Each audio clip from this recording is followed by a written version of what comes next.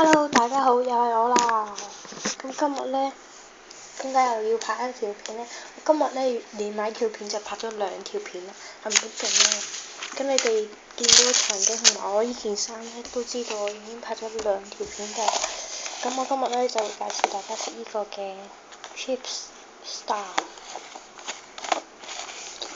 有個大茶煲，唔知點解，我就開嚟睇下啦。就係咁嘅，好似咁少，冇所謂。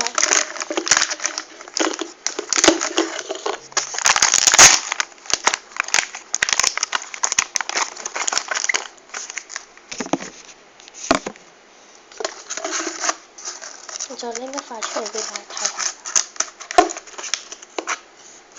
呢一塊啱啱第一塊就碎咗少少，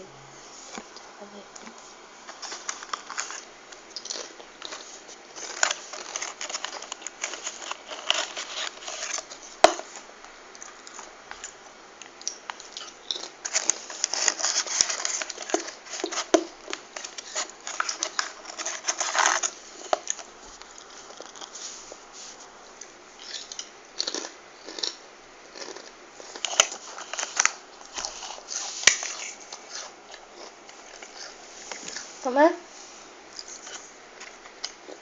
如果食唔晒嘅話呢，就要咁樣，我吸翻埋佢，咁就已經 OK 啦。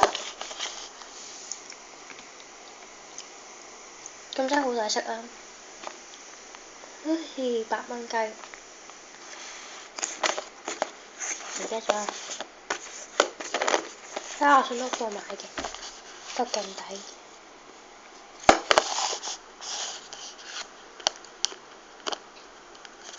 咁呢，記住訂閱我啦。我而家只得2個人訂閱咋，因為我都係啱啱先嚟咗 YouTube 做 YouTuber，所以希望大家訂閱我啦。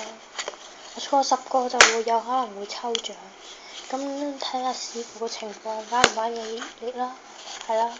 希望大家訂閱我啦，好慘啊，得2個人訂閱。咁係啦，今日介紹呢個日本薯片就係咁先啦，拜拜。